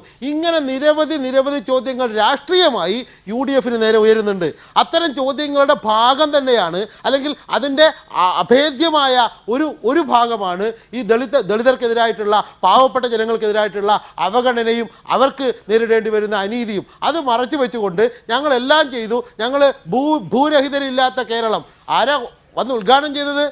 കോൺഗ്രസിൻ്റെ ഹൈക്കമാൻഡ് ഇവിടെ വന്ന് ഉദ്ഘാടനം ചെയ്ത പദ്ധതിയാണ്. ആ പദ്ധതിയുടെ ഇന്നത്തെ ഒരു സോഷ്യൽ ഓഡിറ്റിംഗ് നടത്തണ്ടേ? എന്തൊക്കെ സംഭവിച്ചു, എന്തൊക്കെ നേടാൻ കഴിഞ്ഞു, അതൊക്കെയല്ലേ ഒരു തെരഞ്ഞെടുപ്പിന് മുമ്പിൽ. ആ തെരഞ്ഞെടുപ്പിന് മുമ്പിൽ ഇവർ പറയാതിരുന്ന കാര്യം, ഇവരുടെ ഈ അനാസ്ഥ, ഇവരുടെ ഈ ക്രൂരത അതനുഭവിക്കുന്ന സമൂഹം, അതനുഭവിക്കുന്ന ദളിത് വിഭാഗങ്ങൾ, ഞങ്ങൾ എല്ലാവരും, നമ്മളെപ്പോലെ എല്ലാവരും അവർക്ക് ഇത് വിളിച്ചു പറയേണ്ടി വന്നു എന്നതാണ് ഈ ഘട്ടത്തിൽ ഉണ്ടാകുന്ന സവിശേഷതയായിട്ട് ഞാൻ കാണുന്നത്. അഡ്വക്കേറ്റ് പ്രീത, ഇവിടെ മനോജും വിദ്യയും ചൂണ്ടിക്കാട്ടിയ സാമൂഹ്യക്ഷേമ പദ്ധതികൾ, അത് പട്ടിക ജാതി വിഭാഗത്തിന് വേണ്ടി എക്സ്ക്ലൂസീവായി പ്രഖ്യാപിക്കുന്ന പദ്ധതികളാണെങ്കിൽ പോലും ഇത്തരം പദ്ധതികൾ കൊണ്ട് മറികടക്കാനാവുന്നതാണോ ജിഷയുടെ കുടുംബം പോലുള്ള സമാനമായ അനുഭവങ്ങൾ നേരിടുന്ന കേരളത്തിലെ ദലിത് ജീവിതങ്ങളുടെ പ്രതിസന്ധികൾ? കാരണം ഇത്തരം പദ്ധതികളിൽ ധാരാളം പണം വരുന്നുണ്ട്, ആ പദ്ധതികൾ നടപ്പാക്കപ്പെടുന്നുണ്ട്. യഥാർത്ഥത്തിൽ ഇതിൻ്റെ അടിസ്ഥാന പ്രശ്നം കിടക്കുന്നത് എവിടെയാണ്? എങ്ങനെയാണ് ജനാധിപത്യ കേരളത്തിന് ഈ ദലിത് ജീവിതങ്ങളെ, അവരുടെ മരണം വിടാൻ തൽക്കാലം ദലിത് ജീവിതങ്ങളെ നോക്കിക്കാണേണ്ടി വരിക? അഡ്വക്കേറ്റ് പ്രീത. മിക്കവാറും പദ്ധതികൾ വാഗ്ദാനങ്ങളിൽ ഒതുങ്ങുന്നതാണ്. ധാരാളം പദ്ധതികളുണ്ട്. ജിഷയുടെ വീട് നോക്കൂ, അവർക്ക് എത്ര രൂപയാണ് ഒരു വീട് വെക്കാൻ പട്ടികജാതിക്കാർക്ക് അനുവദിച്ചു കൊടുക്കുക? 3 ലക്ഷം രൂപയാണ്. ഈ 3 ലക്ഷം രൂപ കൊണ്ട് ഒരു വീട് പൂർത്തിയാക്കാൻ കഴിയുമോ? വീട്ടുജോലി ചെയ്യുന്ന ഒരു സ്ത്രീയാണ് ജിഷയുടെ അമ്മ. ആ സ്ത്രീക്ക് 3 ലക്ഷം രൂപ കൊണ്ട് ഒരു വീട് പൂർത്തീകരിക്കാൻ കഴിയുമോ? അതുപോലെ ധാരാളം ദരിദ്രരായിട്ടുള്ള ദളിതരുണ്ട്. ഇവർക്ക് 3 ലക്ഷം രൂപ കൊണ്ട് ഒരു വീട് പൂർത്തിയാക്കാൻ കഴിയുമോ? പദ്ധതികൾക്ക് പിന്നാലെ പദ്ധതികൾ, വാഗ്ദാനങ്ങൾ നടക്കുന്നുണ്ട്. ഇതൊന്നും തന്നെ, ഒരു ഉദാഹരണം ഞാൻ പറയാം. ഇപ്പോൾ ഒരു ദളിതൻ സ്വയം തൊഴിൽ പദ്ധതിക്ക് വേണ്ടിയിട്ട് പട്ടികജാതി വികസന വകുപ്പിലൂടെ സ്വയം തൊഴിൽ പദ്ധതിക്ക് വായ്പ നൽകുന്നു. അത് 50,000 രൂപയിൽ കൂടുതലുള്ളവന് കൊടുക്കൂല. വാർഷിക വരുമാനം 50,000 രൂപ. 50,000 രൂപ കുറവുള്ളവർക്ക് കൊടുക്കുള്ളൂ. 50,000 രൂപ കുറവുള്ളവർ എന്ത് ബിസിനസ് നടത്താനാണ് പറ്റുന്നത്? ധാരാളം പദ്ധതികളുണ്ട്. ഒരു ലോണിന് ചെന്നാൽ സ്ഥലത്തിൻ്റെ ഡോക്യുമെന്റ് കൊണ്ടുവരുമെന്ന് പറയും, അല്ലെങ്കിൽ മറ്റു കാര്യങ്ങൾ ആവശ്യപ്പെടും. ദളിതൻ എവിടെയാണ് സ്ഥലമുള്ളത്? അപ്പോൾ ഇത്തരത്തിലുള്ള പദ്ധതികൾ, ഈ കാലാകാലങ്ങളിൽ വന്ന എല്ലാ ഗവൺമെന്റുകളും ഇത്തരത്തിലുള്ള പദ്ധതികൾ ദളിതർക്ക് വേണ്ടി വാഗ്ദാനം ചെയ്യും. ആ വാഗ്ദാനങ്ങളൊക്കെ തന്നെ ഒന്നും നടപ്പിലാക്കാൻ പറ്റാത്ത രീതിയിലാണുള്ളത്. ഇതെല്ലാം കടലാസിൽ ഒതുങ്ങിയാണ്. കൃത്യമായിട്ട് ഒന്നും വേണ്ട. ആദിവാസി വിഭാഗത്തിന് വരുന്ന ഫണ്ടുകൾ ആദിവാസികളുടെ കയ്യിൽ നേരിട്ട് കൊടുത്തിരുന്ന അവർക്ക് സുഖമായിട്ട് ജീവിക്കാമായിരുന്നു. കോടിക്കണക്കിന് ഫണ്ടുകളാണ് വരുന്നത്. ഇത് ഉദ്യോഗസ്ഥ തലത്തിലാണ് പോകുന്നത്. ഇതിനു വേണ്ടിയിട്ട് ഇവിടെ ഒന്നും തന്നെ നടക്കുന്നില്ല. ഒരു രാഷ്ട്രീയ പാർട്ടിക്കാരും ഇതിനു വേണ്ടിയിട്ട് ഒന്നും തന്നെ നടത്തുന്നില്ല എന്നുള്ളതാണ്. എന്നിട്ട് രാഷ്ട്രീയം പറഞ്ഞുകൊണ്ടിരിക്കുകയാണ്. ഈ സാമൂഹ്യാവസ്ഥ മാറണമെങ്കിൽ ദളിതന് അധികാരത്തിലെത്തണമെന്നാണ് ഞാൻ പറയുന്നത്. എല്ലാ കാലത്തും പറഞ്ഞുകൊണ്ടിരിക്കുന്നതാണ്. ദളിതൻ നട്ടലുള്ള ഉറപ്പുള്ള ഒരു ബോധമുള്ള ദളിതർ അധികാരത്തിലെത്തണം. എങ്കിലേ ദളിതരുടെ ഈ തരത്തിലുള്ള സാമൂഹ്യാവസ്ഥയ്ക്ക് മാറ്റം വരുള്ളൂ. അല്ലെങ്കിൽ ഇങ്ങനെ രാഷ്ട്രീയക്കാരെ പരസ്പരം ചെളിവാരി എറിഞ്ഞു 5 വർഷം കഴിയുമ്പോൾ ഓരോരുത്തരും ഞങ്ങൾ അത് ചെയ്തു, ഞങ്ങൾ ഇത് ചെയ്തില്ല, ഞങ്ങൾ ഇനിയും ചെയ്യും, ഇനി ഞങ്ങൾ ചെയ്യാൻ പോകുന്നതേ ഉള്ളൂ എന്നുള്ള ഈ തരത്തിലുള്ള പൊള്ളയായ വാഗ്ദാനങ്ങൾ പറഞ്ഞുകൊണ്ട് ദളിതരെ പറ്റിക്കും. ഇതാണ് ഇവിടെ നടന്നുകൊണ്ടിരിക്കുന്നത്. എനിക്ക് ഒന്നുകൂടി പറയാനുള്ളത്, ഈ കേസിൽ ഒന്നിൽ ക്രൈംബ്രാഞ്ചിന് വിടുക. ലോക്കൽ പോലീസ് എന്തായാലും തെളിയിച്ചു കഴിഞ്ഞു. കഴിവുകെട്ട കാക്കിയാണ് കുപ്പായത്തിലുള്ള പോലീസാണെന്ന് തെളിയിച്ചു കഴിഞ്ഞു. അല്ലെങ്കിൽ അവർ പറയട്ടെ ഞങ്ങൾ കുറ്റകരമായ അനാസ്ഥ കാണിച്ചു എന്ന് കുറ്റബോധത്തോടുകൂടി തന്നെ പറയട്ടെ. ക്രൈംബ്രാഞ്ചിന് വിടുന്നതിൽ അവരും ഇരുട്ടിൽ തപ്പേണ്ടി വരും. അങ്ങനെ തപ്പേണ്ടി വന്നാൽ പോലും ക്രൈംബ്രാഞ്ചിന് വിടുന്ന മറ്റൊരു സ്വതന്ത്ര ഏജൻസിയെ കൊണ്ട് അന്വേഷിക്കുന്ന രീതിയിലേക്കാണ് ഈ കേസ് പോകേണ്ടതെന്നാണ് എനിക്ക് പറയാനുള്ളത്. ഈ തെരഞ്ഞെടുപ്പ് കാലത്തെങ്കിലും ഇക്കാര്യത്തിൽ ത്വരിതഗതിയിലുള്ള നടപടി ഭരണകൂടത്തിന്റെ ഭാഗത്തുനിന്നുണ്ടാവുമെന്ന് ആശിക്കാം. വളരെയധികം നന്ദി ശ്രീ വിദ്യാ ബാലകൃഷ്ണൻ, PM മനോജ്, അഡ്വക്കേറ്റ് പ്രീത, കാളീശ്വരം രാജി ചർച്ചയിൽ പങ്കെടുത്തതിന് പ്രതികരിച്ചത്. ഇനി രാഷ്ട്രീയ ആക്ഷേപ ഹാസ്യ പരിപാടി പോളിമിക്സുമായി PT നാസർ ചേരുന്നു. കൂടുതൽ വാർത്തകൾക്കും വീഡിയോകൾക്കും www.mediaonetv.in സന്ദർശിക്കുക. നമസ്കാരം.